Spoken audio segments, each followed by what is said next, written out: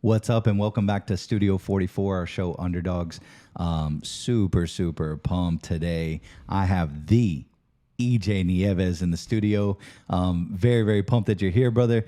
EJ, welcome to Underdogs. Man, I'm excited, man. This is very special. This is very special today. Well, it's time to finally get into it. Yeah. A lot of people have heard pieces of your story. Yeah.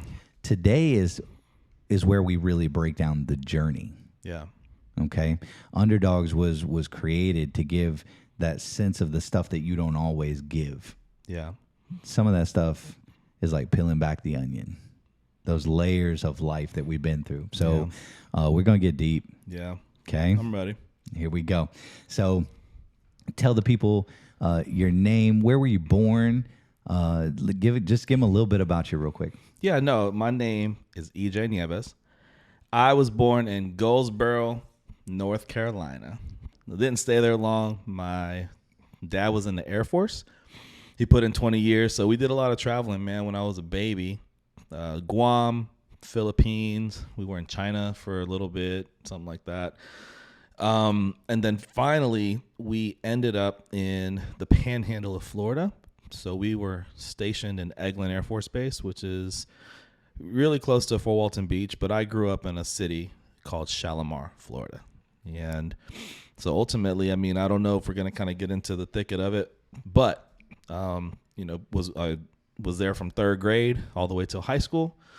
Then I moved to Orlando to go to the University of Central Florida, grabbed a BFA in graphic design, a Bachelor's of Fine Arts in graphic design. And honestly, that's where the journey really began, and so I know we're going to get into it and you're going to ask me questions regarding things. So I'll keep that kind of open ended, but the journey really began after I graduated college.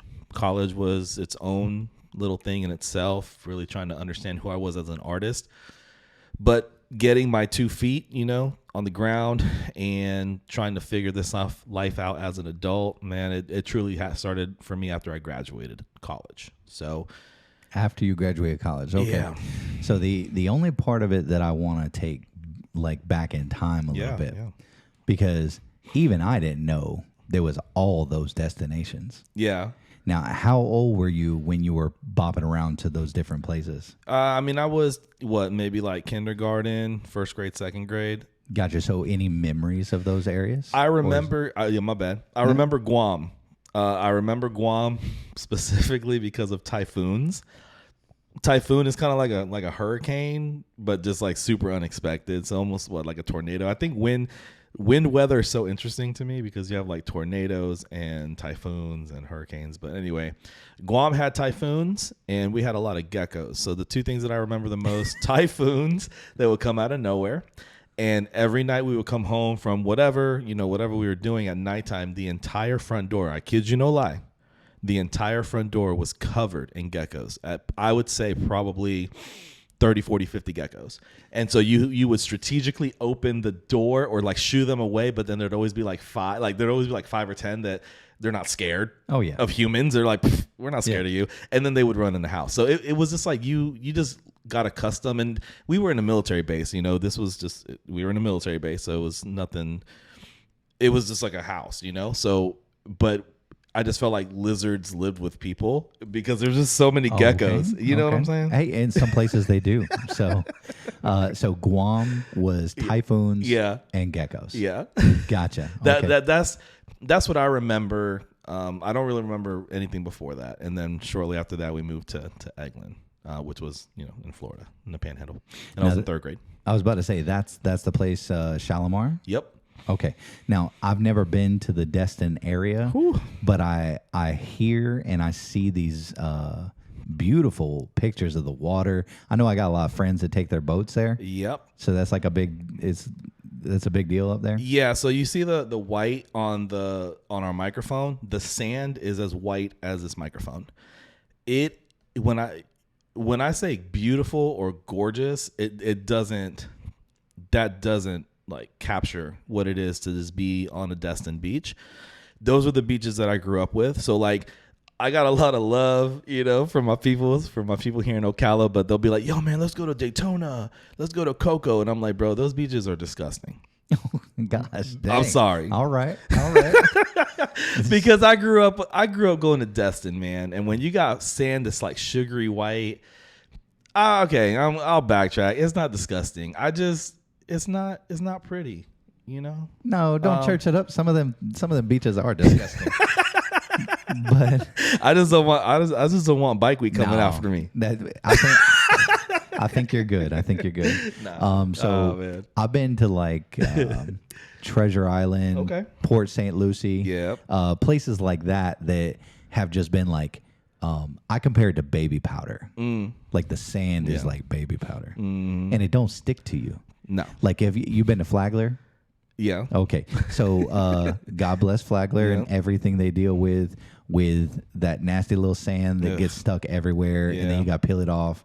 It's different. Yeah. So Destin would be considered like that's kind of close. Yeah. Where that sugary sand. Yeah. Okay. It's a whole vibe, bro. This is nice. And then the water. We haven't even talked about the water yet. The water's like crystal clear blue. It's beautiful. You can see right through it. It's magical. Now, when you go from Shalimar to Orlando, yep. What prompted such? I mean, I know you were used to traveling because the family had bopped around at different places, but what took you from Shalimar? What was so exciting in Orlando at the time that was like, I got to go there? It's so interesting being asked that question because the truest answer to that is I don't know. There was nothing. It wasn't like I researched Orlando, back.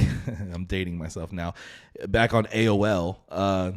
It's not like I went on AOL and you've got mail and looked up pictures or whatever, or was on MySpace and, friends were talking about Orlando or something. It wasn't anything like that. It just, I think it was a guidance counselor of mine that she just kind of gave me a couple of options. And truth be told, my GPA wasn't the best, so I definitely wasn't going to Florida. A lot of my friends were going to Florida State. I had what it was, I had the grades to get to Florida State, but for me, when I thought about going to Tallahassee, or what I like to call Tally, when I thought about going to Tally, it just wasn't for me. There was just something that didn't feel right. And then she was like, well, what about UCF? UCF is up and coming. This was, again, dating myself, way before they had a football team, way before all the expansions that they have now within education and within the sciences and the arts, like way before that. UCF was still, it was a smaller school. It was definitely up and coming, very beautiful campus. It was newer. And I remember she introduced me to that one as well. So we were kind of just like looking at all of my options in regards, I guess, to like my scores and my GPA and what's realistic and what's not. And so, yeah, when I thought about Orlando, I was like, well, my family, we've gone trips. We've taken trips to Disney and we've gone down there. I remember seeing some of the sights and sounds in Orlando area. And I said, yeah, I applied and I got in. And I remember when I got that letter, I was super nervous.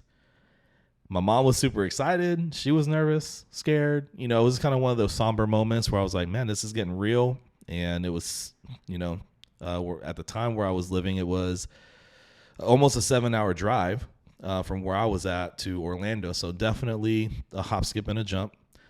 But what was cool back then, my dad worked for Delta. So I was able to hop on a plane for free.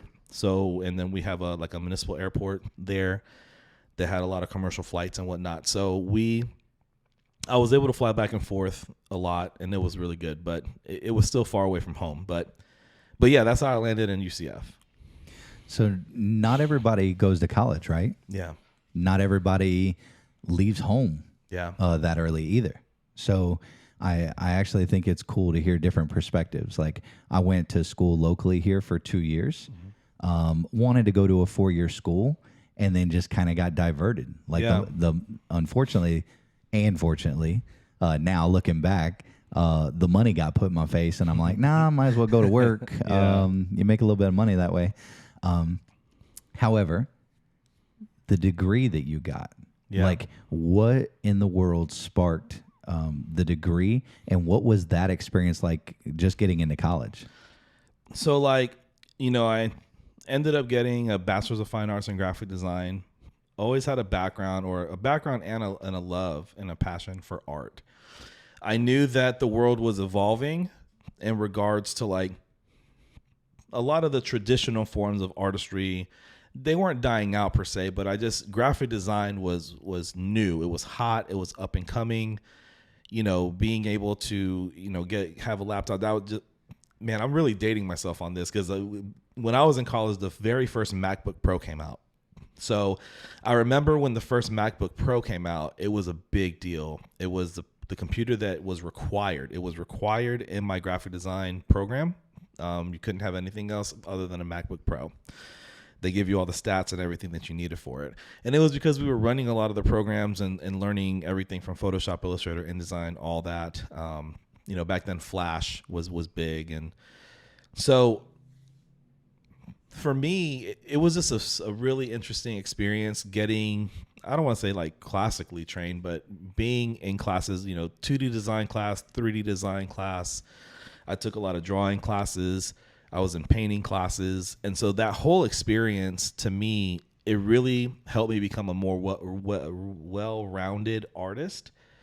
That is my biggest takeaway from college because I have my own thoughts on college. If I could do it again, I probably wouldn't go. But the way that I went about it, what I learned from it, and then ultimately what my degree was able to offer me afterward, it really blessed me and set me up for success. I got a degree in graphic design. When I graduated, I did not become a graphic designer. I mean, I tried it. I did a lot of freelance and I tried my best to like work for a firm. Orlando is super competitive and it continues to be a competitive city to find work in. But back then, because graphic design was so big, and then another thing with the inception of YouTube, a lot of people were learning graphic design online. They didn't go to school for it. So here I was in a lobby, sitting next to like 6, 7, 8 other candidates for a firm job, as a entry-level graphic designer. And these kids next to me didn't go to college. They learned it off of YouTube. So it's just a lot, man. It was an interesting journey with that. So now I wonder, and I don't know if you've ever considered this, but like when we watch you paint, we now watch you nightly, which is really, really cool because a lot of times when you do a commission now in art, someone gives you the topic and then they let you run wild and do what you do and add some drip and add some color and add some this. And you kind of do it all in the quiet of the studio. Yeah. Now you've chosen to broadcast your art nightly, go on Facebook Live, and now we see your processes. We see your thinking. You're kind of walking us through it. So I just want to say, have you ever considered that all of those classes, those Photoshops and Illustrator and InDesign, have actually embedded in you this idea of layers? Yes. And now your art is done in layers. You talked last night when you were painting the horse that that you wanted to let that gold dry. Like that gold was just setting in and you're like, you don't even want to touch it. Mm-hmm. Well, with a layer in Illustrator, you have to build up in layers to get to the final product. So tell us a little bit about how you think that may or may not apply in your art today.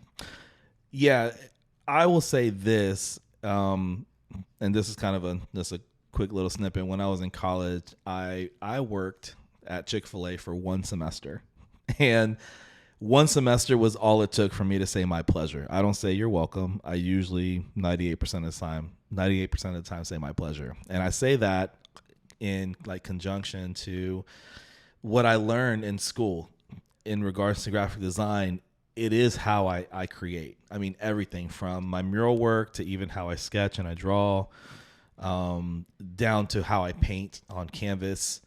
It's all layers. I look at my work as a graphic designer. I look at it in the sense of like, okay, what's in the background, what's in the foreground, what takes precedent in the piece, what needs to kind of fall back and allow, what needs to be shown the most attention. And for me, the way that I do that is by layering, where other artists might spend a lot of time or hone in on blending or creating the perfect color. For me, I do a lot of storytelling by the layering of something. Like for example, if I like to write on my work at times. So like, for example, in the beginning, I might write a journal entry and I'll write it out with a Sharpie.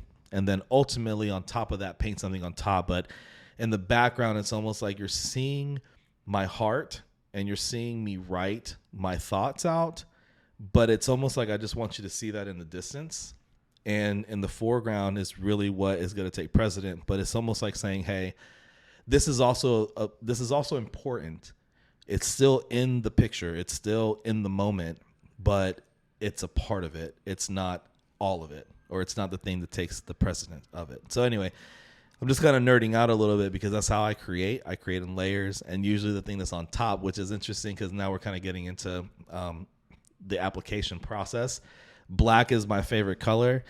Black will always take the precedent just because I love seeing chaos controlled, and I control my chaos with the color black. Wow. Control chaos. Mm-hmm. I actually like that part a lot. Control chaos. Yeah. So as we watch your art career flourish, there's a lot of people out there that would come at you and say, you know, you're an artist and you paint, you should stay in your lane. Mm. So can you tell us a little bit about your feeling of what an artist is and what they're capable of? You know, and I don't want to use the word warn, but you did set up today, you know, by sharing that you were going to ask some very deep questions. That's a very good question. And so my latest venture has been music. You know, I like to consider myself a train. You know, I'm a train. I'm on a track. My track is art, and I'm on this track and I'm steadily moving forward. There are times that I'll stop at a station, metaphorically speaking, let people into my life. If somebody doesn't want to be in my life, let them out, things like that. That same is true that many times when I'm at a train station, metaphorically speaking, I'm at a train station and people are coming and going into my life, new hobbies or something that I'm very passionate about might come into my life or leave my life. And music has always been something that has been big in my life for a long time. I've always enjoyed writing. I've always enjoyed writing poetry, doing word studies. One of, you know, kind of a little inside thing to me is that I love looking up words in the dictionary, breaking up words to its minute detail and even the origins of words. So music to me, when I think about writing lyrics and poetry, it's an art form, right? That it's a different mode from painting on canvas. And so a lot of people might say, yeah, EJ, you see me, what I do the most of when I'm, you know, not projecting, but putting out my artistry. It's the artistry that I do with murals, with canvas, with a paintbrush, with a spray paint can. And so with the music, I bring that up because my name as a musician is EJ the Visionary.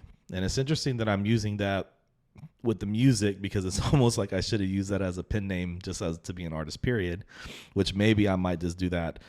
Ultimately, when you think of EJ, it's like, well, EJ the Visionary is everything. EJ the Visionary is a visionary. So to answer your question, for me, my artistry is like anything that I put my mind to, my effort to, my love to, that's art, you know, a friendship, a relationship, that's art. The love that I have for my mom, that's art. What I paint on canvas, that's art. A mural that's created for, you know, a cafe, or I almost gave away a little secret, but technically this show will come out after this mural's done. I was just about to say something that would have gave something away, but, you know, it gets to a point where I said to myself, I enjoy every aspect of art. I love to dance. I love to sing. I used to be in a gospel choir in my 20s. I love to sing. I love to rap. To me, it's like art is your expression. I've also been known to say that anything that you can manifest from your mind to your heart, and you can manifest it, create it, and whether it's written, whether it's a document, whether you're a sculptor, an architect, whatever might be, now with AI prompting, prompt engineering is the word that has kind of been tossed around in the interwebs. It's all artistry.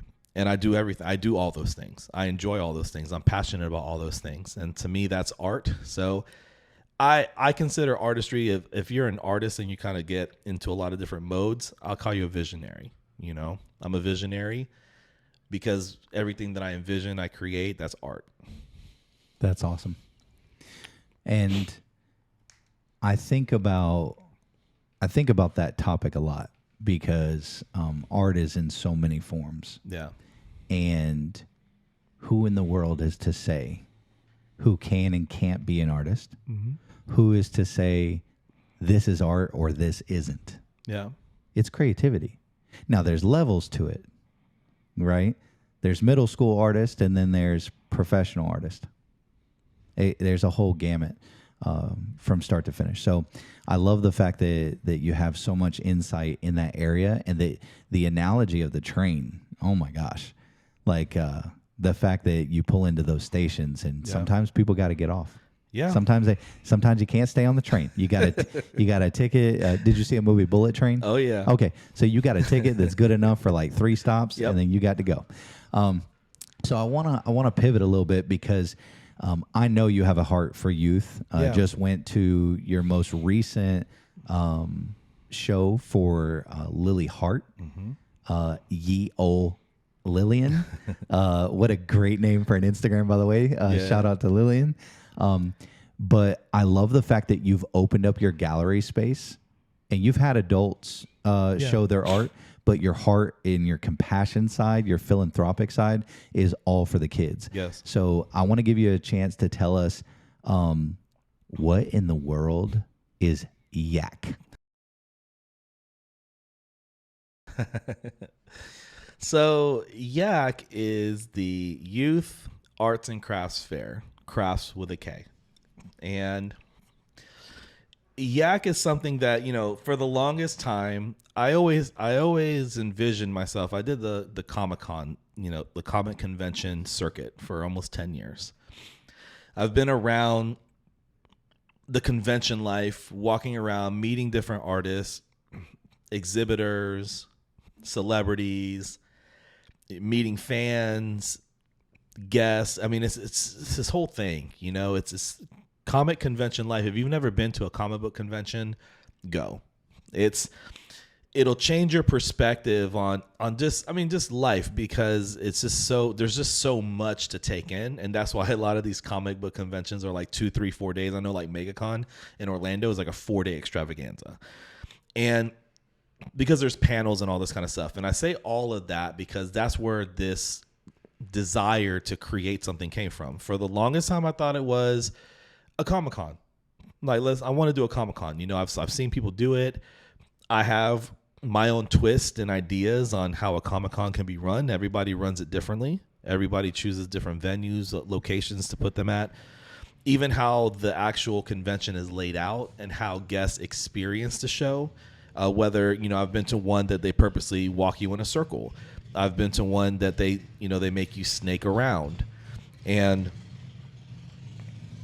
it's all about the experience. Like from the moment you park your car to the time that you get your ticket, or you show, the info stand in the beginning, like your QR code to get in, to the time that you actually walk in and how that wow moment, whether you're in a convention hall or you're in a convention center, in a hotel, whatever it is, there's always that moment where you walk in and you're just like, wow, this is happening. And when I started mentoring really Talia, which that's kind of a side story too, but when I started mentoring Talia, which was the first student that I mentored, I remember thinking to myself, this is really cool. I'm getting a chance to get to know this artist, her parents. I'm helping this child with their career. They're selling artwork.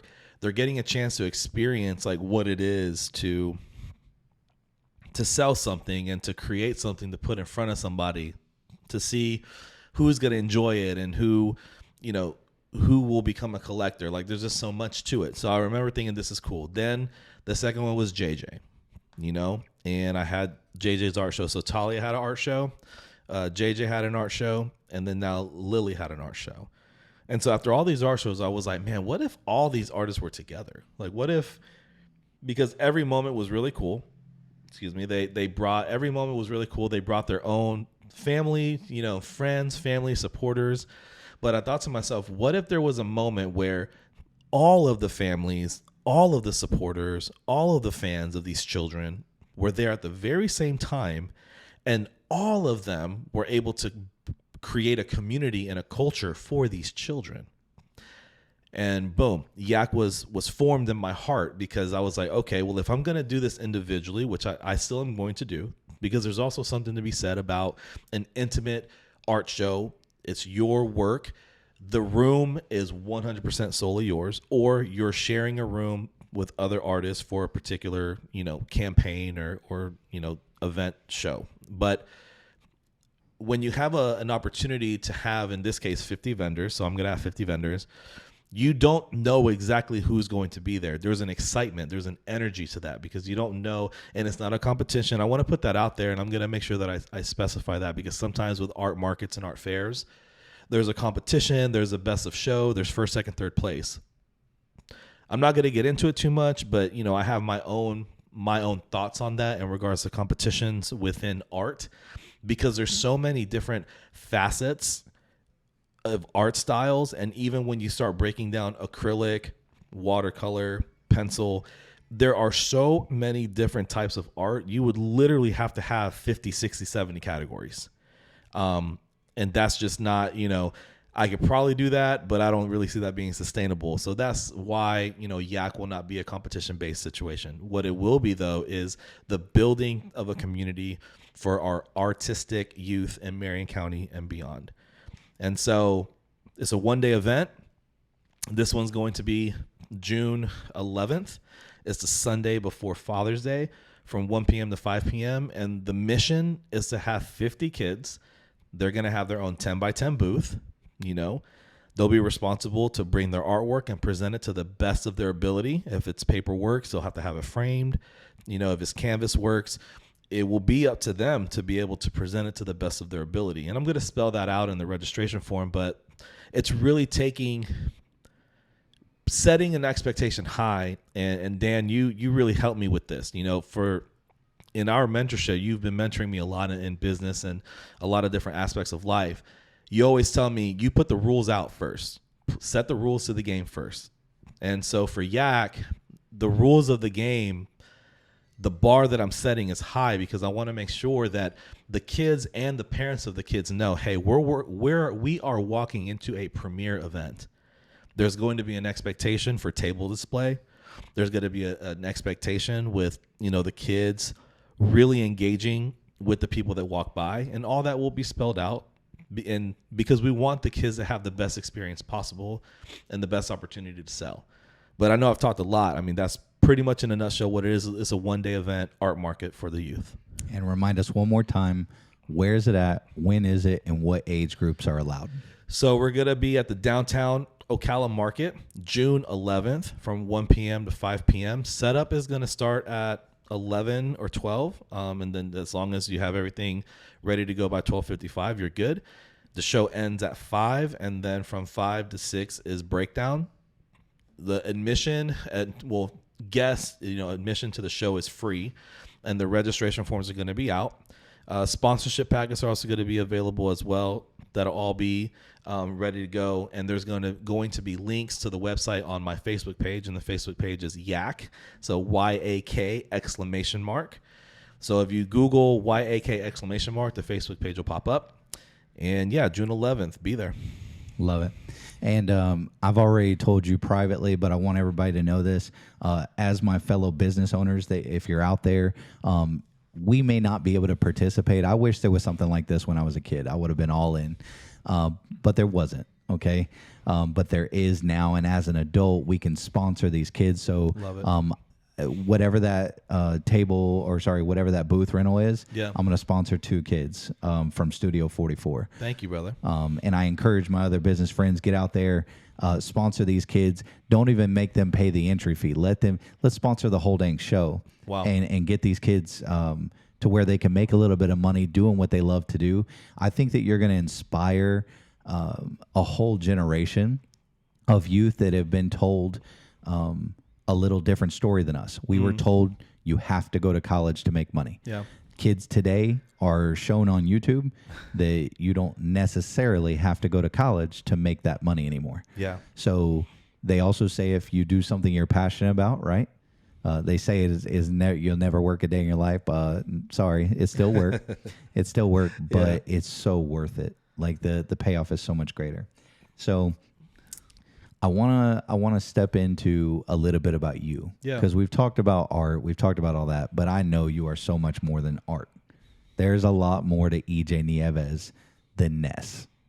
Okay, so let's talk a little bit about your favorites, and then we're gonna bounce into these. Okay. Okay. Now we're gonna go straight into it. Favorite hobby. Watching movies in the movie theater. Favorite genre of movie. War movie. War movies. Favorite war movie. Oh my gosh. It's 1917. Oh, great movie. Okay. Yeah. Favorite book. Rich Dad Poor Dad. Robert Kiyosaki. Okay. Yes. Okay. I see you.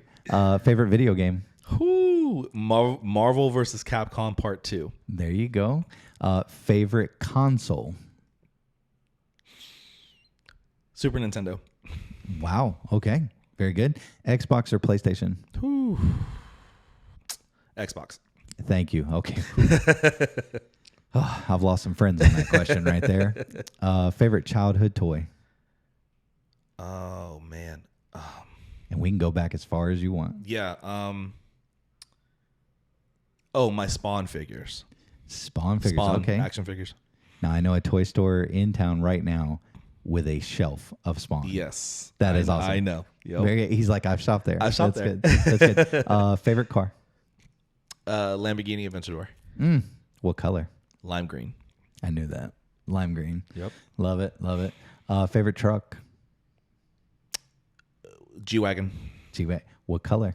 Matte black. I knew that too. Matte black. Ooh, that's a good one. Yeah. That's a good one. Lake or ocean view? Ocean. If you could go anywhere on a vacation, where would you go? Dubai. Dang.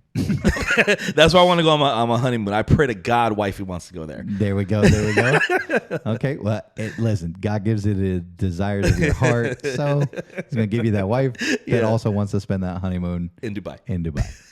Okay. So let's go there. Yeah. Okay. Because relationship is so much. Yeah. Now, wanting that person in your life that has the desires, she don't have to think just like you. True. And I know you've got a contract. We're not going to go into the whole details, but give us the 30 seconds of the contract, and then I got something to ask you. Copy that. So right now I'm from February 1st of this year, I'm on a no dating contract. And so ultimately, I'm not going to date for a year. I'm concentrating all of my efforts on, well, first and foremost, God, getting closer to God, but just self-care, self-love, self-respect, getting back to the basics of who I am, so that way I'm whole, and that way I can offer whoever my wife is a whole EJ Nieves. Whole and healthy. I want to say that when you chose to make that contract, that was a big, big deal. Most people will not engage at that level of commitment unless there is a prize at the end. Yeah. Does that make sense? Makes like sense. they already know there's $100,000 prize when I'm done with this. Yeah. I'm gonna push through. I want to encourage you right now, because when you make a level of commitment that big to God, saying I am gonna abide by these things, I am gonna work on myself, I'm gonna become that man that I've always wanted to be in all these areas. I'm telling you right now that your future wife is out there in this world setting her heart up for the same level of success. Well, I believe that, like wholeheartedly believe that, because she's not just sitting out here ready. yeah. She's not just, if you're, I'm talking about your wife. Yeah. It's already written. This is your wife. She's not just sitting waiting for you to go rescue her out of one of these tall buildings. Like she is preparing her heart and her mind and her emotions and her life to be able to meet you one day, to be able to go to Dubai on that honeymoon. Yeah. So I admire you for being able to make that contract. Thanks, man. And I know that you've done other shows that you kind of go into it, and I'd love to encourage people, go to EJ's social media pages. When that podcast gets released, I want you to dig deeper into what that contract is all about. I just want you to know when you commit at a level that high, there is a prize. Wow. There is a prize. She's waiting for you to do the same. That's awesome, man. I appreciate you. So I want to give you a second in closing to look right in that camera. And I want you to tell that community, the people that are watching this video right now, something that inspires you, that motivates you, that keeps you, that's making you whole, that's making you happy. What would you tell that person out there right now that may be struggling?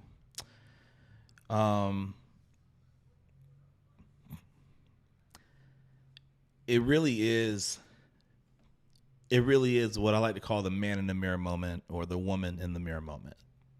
And, it's when you look at yourself, and you can physically look at yourself in a mirror, or you're just, you're having a moment with yourself where you're looking at your heart, and you start to realize what it is that it's not just, it's my mom always told me that, like happiness is temporary. Joy, like joy is sustainable. Joy is forever. Happiness is happiness is temporary. Sorry. And so what I mean by that is like my encouragement to you is to look inside of your heart, to look for things that make you joyful, right? And for me, I've realized that for so long, and this is with everything. This is a blanket. This is really a kind of like a blanket statement. I have been okay with just happy moments, right? Happy moments that are temporary in friendship, temporary happy moments in relationship, happy temporary moments in business, etc., etc., etc. I was never intentional about digging deep within myself to find what makes me joyful, like when you're pulling from that well of joy. And so for me lately, when I made the decision finally and started leaning into the youth, that's me. Everybody's different. I realized that all along, God had been talking to me about really leaning in hard with building up the youth, first and foremost, of Marion County, but then allowing Marion County to inspire the nation and then globally. That's for me, like, that's what I want to share with you guys, is that it did take me a long time because I wasn't intentional with understanding who EJ was and understanding what brings EJ joy, not temporary happiness, but forever joy, right? And so my words for you out there is, if that's you, if you've been kind of jumping around, business opportunity to business opportunity, relationship to relationship, whatever, romantic, platonic, whatever it is, right? Crash and burn, run into a wall, metaphorically speaking. I want to encourage you to take a step back. It might not be a 1-year dating contract, dating. It might not be a 1 year, I'm just going to, self-love for a year. It might be a week. It might be a weekend. It might be a morning that you just say, I need to understand who I am. What do I love? What do I like? What makes me joyful? And allow those answers to propel you forward. Because I didn't do that for a long time. And I just now started doing that maybe about a year ago, before the contract. You know, like, contract's a piece of the puzzle, but before this, surrounding yourself with the right people helped me do that. You know, Daniel Gray is a big part of that. That's why this show is so special, because I'm able to speak on this. My best friend sitting beside me, he was a big piece of that puzzle, helping me understand that happiness is temporary. You know, it is. Now I'm starting to tap into a well of joy, and helping these kids, the youth, building a stage and a platform for these kids. That's my joy. For you, it could be something completely different. So look for that. Tap in hard, lean in hard to your joy, not your happiness. Beautifully said. And they said, no matter what comes against you, that my joy comes in the morning. So we'll leave it at that. Thank you so much for coming on Underdogs today, brother. Yeah, man. I appreciate you. I appreciate your words of wisdom. I appreciate just learning a little bit more about your story. I hope you guys have a great day. Thanks for tuning in. And remember that love wins, period.